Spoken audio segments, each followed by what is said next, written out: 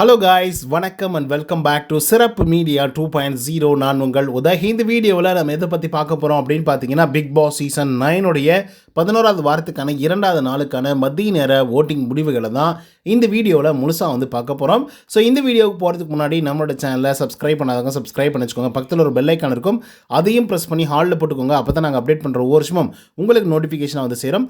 அதுதான் இந்த வீடியோவுக்கு குறைஞ்சபட்சம் ஒரு 1000 லைக்கான எதிர்பார்க்குறோம். ஸோ லைக்கை போடுங்க, வீடியோ பாருங்கள். வாங்க இந்த வீடியோக்கு நம்ம போகலாம். நம்பர் 1 பொசிஷனில் யார் இருக்காங்க அப்படின்னு பார்த்தீங்கன்னா, திவ்யா கணேஷ் அவர்கள் வந்து இருந்துட்டு இருக்காங்க. ஸோ அவங்க வாங்கிய ஓட்டுகளோட எண்ணிக்கை அப்படின்னு சொல்லி பார்க்கும்பொழுது 44,464 ஓட்டுகளாகும். அண்ட் பர்சன்டேஜ் ஆஃப் ஓட்டிங்ஸ் அப்படின்னு சொல்லி பார்க்கும்பொழுது 22.22% இருந்துட்டு இருக்காங்க திவ்யா கணேஷ் அவர்கள். ஸோ இவங்களை பொறுத்தவரையிலும் அட்டகாசமான வாக்குகள் வந்து வாங்கி குவிச்சிட்டு இருக்காங்க. திவ்யாவை எப்படியாவது அடித்து உடச்சிடணும் அப்படின்றதுல சாண்ட்ரா அவர்கள் பயங்கர குறியாக வந்திருக்காங்க. பட் எனிஹவ் கொஞ்சம் கூட சாண்ட்ரா அவர்கள் வைக்கப்படக்கூடிய அந்த அக்யூசேஷனுக்கு மக்கள் வந்து செவி சாய்க்கவே கிடையாது. ஸோ அதனால தான் இப்போ வரைக்குமே திவ்யா அவர்கள் வந்து நம்பர் 1 பொசிஷனில் இருந்துட்டு இருக்காங்க. 2வது பொசிஷனில் கம்ருதீன் வந்திருக்காரு. ஸோ அவர் வாங்கிய ஓட்டுகளோட எண்ணிக்கை அப்படின்னு சொல்லி பார்க்கும்பொழுது 25,948 ஓட்டுகளாகும்.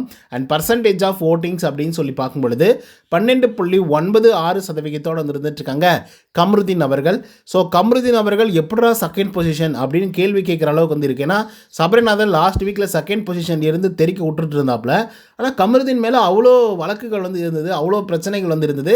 ஆனாலும் இந்த வாரத்தில் செகண்ட் பொசிஷனுக்கு வந்து வந்திருக்காப்புல. அது ஏன் எதுக்கு அப்படின்றத பற்றி கொஞ்சம் லேட்டராக வந்து டிஸ்கஸ் பண்ணலாம். 3வது பொசிஷனில் விஜே பார்வதி அவர்கள் இருந்திருக்காங்க. ஸோ அவங்க வாங்கிய ஓட்டுகளுடைய எண்ணிக்கை அப்படின்னு சொல்லி பார்க்கும்பொழுது 24,353 ஓட்டுகளாகும். அண்ட் பர்சன்டேஜ் ஆஃப் ஓட்டிங்ஸ் அப்படின்னு சொல்லி பார்க்கும்பொழுது 12.17% இருந்துட்டு இருக்காங்க விஜே பார்வதி அவர்கள்.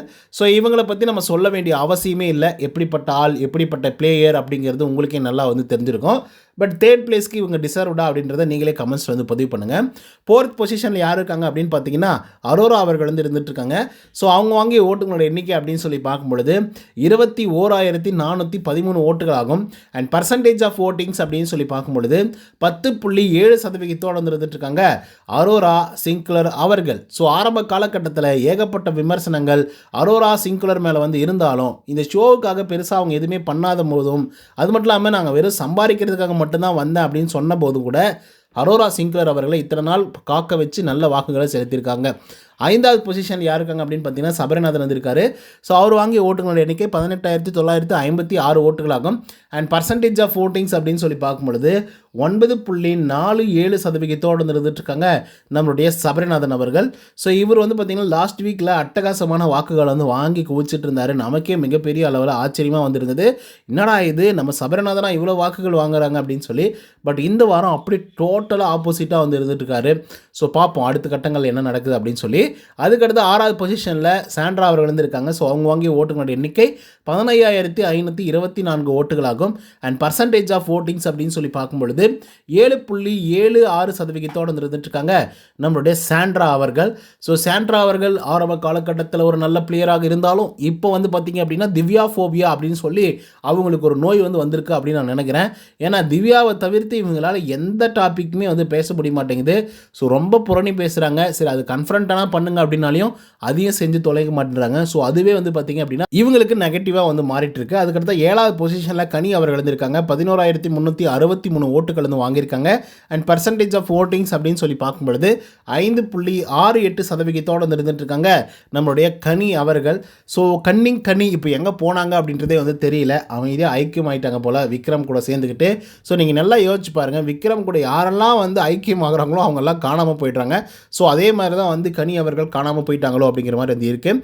அதுக்கடுத்து 8வது பொசிஷனில் அமித் பார்கவ் வந்திருக்காரு. ஸோ அவர் வாங்கிய ஓட்டுகளோட எண்ணிக்கை 11,264 ஓட்டுகளாகும். அண்ட் பர்சன்டேஜ் ஆஃப் ஓட்டிங்ஸ் அப்படின்னு சொல்லி பார்க்கும்பொழுது 5.63% வந்து இருந்துட்டு இருக்காங்க அமித் பார்கவ் அவர்கள். ஆக்சுவலாக வீட்டில் இருக்கக்கூடிய எல்லா கடவுளையும் வந்து பார்த்திங்கன்னா கும்பிட்டுருக்காப்புல. அதுவும் உலகத்தில் இருக்கக்கூடிய ஒட்டுமொத்த கடவுளையும் வந்து கும்பிட்டுட்டு வந்திருக்காரு. ஏன்னா இந்த வாரத்தை நான் வந்து தாண்டிடணும், அடுத்த வாரத்தில் வந்து ஃப்ரீசிங் டாஸ்க் வந்து வரப்போகுது, என் ஃபேமிலி வந்து வரப்போகிறாங்க அப்படின்ற மாதிரி. பார்ப்போம் என்ன நடக்குது அப்படின்னு சொல்லி. 9வது பொசிஷனில் சுபிக்ஷா வந்திருக்காங்க. ஸோ அவங்க வாங்கிய ஓட்டுகளோட எண்ணிக்கை அப்படின்னு சொல்லி பார்க்கும்பொழுது 10,900 9,044 ஓட்டுகளாகும். அண்ட் பர்சன்டேஜ் ஆஃப் ஓட்டிங்ஸ் அப்படின்னு சொல்லி பார்க்கும்பொழுது 5.47% இருந்துட்டுருக்காங்க நம்மளுடைய சுபிக்ஷா அவர்கள். ஸோ சுபிக்ஷாவை பொறுத்தவரையிலும் ஒரு சூப்பர் பிளேயர் மக்களே, நல்ல பிளேயர். ஆரம்ப காலகட்டத்தில் நல்லா ஷைனிங் ஆகிட்டு வந்துட்டு இருந்தாங்க. பட் அதுக்கப்புறம் பாட்டு பாடுறது, லிரிக்ஸ் எழுதுறது, அதுக்கப்புறம் வந்து பார்த்திங்க அப்படின்னா வேறு மாதிரி இருந்து ஆகிட்டாங்க. ஸோ அதனால் அந்த கேமில் வந்து பெருசாக கான்சன்ட்ரேட் பண்ணலையோ அப்படிங்கிற மாதிரி இருந்திருக்கு. 10வது பொசிஷனில் யார் இருக்காங்க அப்படின்னு பார்த்தீங்கன்னா எஃப்ஜே அவர்கள் இருந்திருக்காங்க. ஸோ அவங்க வாங்கிய ஓட்டுகளோட எண்ணிக்கை அப்படின்னு சொல்லி பார்க்கும்பொழுது 10,927 ஓட்டுகளாகும். அண்ட் பர்சன்டேஜ் ஆஃப் ஓட்டிங்ஸ் அப்படின்னு சொல்லி பார்க்கும்பொழுது 5.46% இருந்துட்டுருக்காங்க நம்மளுடைய எஃப்ஜே அவர்கள். ஸோ எஃப்ஜே அவர்கள் இவனெல்லாம் வந்து வெளியே அனுப்பிச்சுடுங்கப்பா, தயவு செய்து அனுப்பிச்சுடுங்க. வியானாவெல்லாம் எவிக் பண்ணி வெளியே அனுப்பிச்சுடுற மாதிரி வந்து ஆகிப்போச்சு. ஏன்னா அந்தளவுக்கு மோசமாக எஃப்ஜே வந்து பார்த்திங்க அப்படின்னா வியானா கிட்ட வந்து பழகிட்டு இருந்தால், வியானாவும் இவங்ககிட்ட வந்து பழகிட்டு இருந்தாங்க. பட் என்ன ஒன்றே அப்படின்னா வியானா அவர்கள் ஃபஸ்ட் டைம் வந்து எஃப்ஜே கிட்ட பழகினாங்க. ஆனால் எஃப்ஜே ஆதிரை கிட்ட வந்து பழகிட்டு இருந்தாங்க. ஸோ இப்போ 11வது பொசிஷனில் ஆதிரை, அவங்க வாங்கிய ஓட்டுகள் எண்ணிக்கை அப்படின்னு சொல்லி பார்க்கும்பொழுது 4,991 ஓட்டுகளாகும். அண்ட் பர்சன்டேஜ் ஆஃப் ஓட்டிங்ஸ் அப்படின்னு சொல்லி பார்க்கும்பொழுது 2.48% இருந்துட்டுருக்காங்க நம்மளுடைய ஆதிரை அவர்கள். ஸோ அதனால் இப்போதைக்கு கடைசி பொசிஷனில் இருக்கிறது ஆதிரை. அண்டு லாஸ்ட்டாக இருக்க போகிறதும் அவங்க தான் வந்து அப்படின்றதில் மாற்றுக்கிறதே கிடையாது. ரீசன் என்ன அப்படின்னு பார்த்தீங்கன்னா, கிட்டத்தட்ட 10வது பொசிஷனுக்கும் ஆதிரைக்கும் மட்டுமே வித்தியாசம் அப்படின்னு சொல்லி பார்க்கும்பொழுது ஒரு 6,000 வாக்குகள் வந்து வித்தியாசம் வந்து இருக்குது. ஸோ அதனால் கம்பல்சரி ஆதிரை அவர்கள் இந்த வாரத்தில் எவிக்டாகி வெளியே போவாங்க அப்படிங்கிறதுல மாற்று கருத்தே வந்து கிடையாது.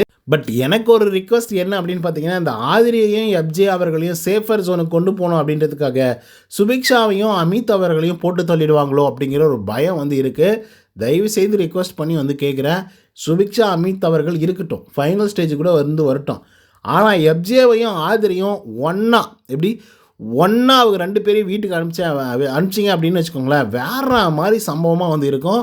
ரியலாக வந்து சொல்கிறேன், லிட்ரலாக வந்து சொல்கிறேன். 2 பேரும் மாறி ரொமான்ஸ் பண்ணிப்பாங்களாம், கட்டி அணைச்சிப்பாங்களாம், முத்தம் கொடுத்துப்பாங்களாம், எல்லாத்தையும் பண்ணுவாங்களாம். கடைசியாக ஆதிரை மேலே எஃப்ஜே சொல்லுவாராம், எஃப்ஜே மேலே ஆதிரை சொல்லுவாங்களாம். எங்களெல்லாம் பார்த்தனால முட்டா பசங்க மாதிரி எதுவும் தெரியுதா? அவ்வளோ கேமராஸ் வந்து இருக்குது, அவ்வளோ விஷயங்கள் வந்து இருக்குது. ஸோ அப்படிலாம் இருக்கும்போது எங்களையே நீங்கள் ஏமாற்று பார்க்குறீங்களே அப்படின்ற மாதிரி வந்து இருந்தது. ஸோ அதை பற்றி உங்களுக்கு கருத்துக்கள் என்ன அப்படிங்கிறத கமெண்ட்ஸில் சொல்லுங்கள். அதுக்கடுத்தா கமருதீனை பற்றி நான் ஒரு விஷயம் சொல்லணும் அப்படின்னு நான் சொல்லியிருந்தேன் இல்லையா? கமருதீனுக்கு எப்படி இவ்வளோ வாக்குகள் வந்து வந்துருச்சு? போன வாரத்தில் இவ்வளோ ஒன்றும் வர கிடையாது. சபரிநாதெல்லாம் அதிகப்படியான வாக்குகள் வந்து வாங்கிட்டு இருந்தார் அப்படின்ற மாதிரி வந்துடுது. இவ்வளோக்கும் நிறைய கேஸும் வாங்கியிருந்தார். பட் இருந்தாலும் எப்படி இந்த வாரத்தில் இவ்வளோ வாக்குகள் வருது அப்படின்றது ஒரு பெரிய கேள்விக்குறியாக அவங்களுக்கு வந்து இருந்திருக்கும்னு நான் நினைக்கிறேன். ஆக்சுவலாக அதுக்கான பதில் என்ன தெரியுமா? கானா வினோத் அவர்கள் நாமினேஷனில் வரல. ஸோ அதனால் நாமினேஷனில் வராத கானா வினோத்துடைய ஓட்டுக்கள் அனைத்தும் நம்மளுடைய கமருதீன் அவர்களுக்கு விழுது. ஏன்னா இவங்க 2 பேரும் பயங்கர க்ளோஸ் ஃப்ரெண்ட்ஸ் அப்படிங்கிறது நமக்கு நல்லா தெரியும். நிறைய நேரங்களில் கண்டிப்போடு கமருதீன் அவர்களை வந்து அடக்கிற விஷயங்களாக வந்து இருக்கட்டும், சொல்லிக் கொடுக்கக்கூடிய விஷயங்களாக இருக்கட்டும் அப்படின்னு சொல்லி நிறைய விஷயங்கள் வந்து பார்த்திங்க அப்படின்னா அவர் பண்ணிகிட்ருக்காரு. ஸோ அதன் காரணமாகவே அந்த வாக்குகள் அப்படிங்கிறது வந்து கமருதீனுக்கு டைவெர்ட் ஆகிருக்கு. ஸோ அதன் காரணமாக தான் செகண்ட் பொசிஷன் வந்து இருக்காங்க. ஸோ இதை பற்றின உங்களுக்கு கருத்துக்கள் என்ன அப்படிங்கிறத கமெண்ட்ஸில் சொல்லுங்கள். ஓகே மக்களே, இந்த வீடியோ மூலமாக யார் எந்தெந்த பொசிஷனில் இருக்காங்க, யார் எவ்வளோ வாக்குகள் வாங்கியிருக்காங்க அப்படிங்கிறதெல்லாம் டீட்டெயிலாக நம்ம வந்து பார்த்துட்டோம். ஸோ இந்த வீடியோ உங்களுக்கு வந்து பிடிச்சிருந்தா இதே மாதிரி பிக் பாஸோட அப்டேட்ஸ்லாம் நீங்கள் தெரிஞ்சுக்கணும் அப்படின்னு நினச்சிங்க, நம்மளோட சேனலை சப்ஸ்கிரைப் பண்ணாதவங்க சப்ஸ்கிரைப் பண்ணிச்சுக்கோங்க. இன்னொரு தகவலோட சந்திக்கிறேன். Until than bye from Uday. நன்றி, வணக்கம்.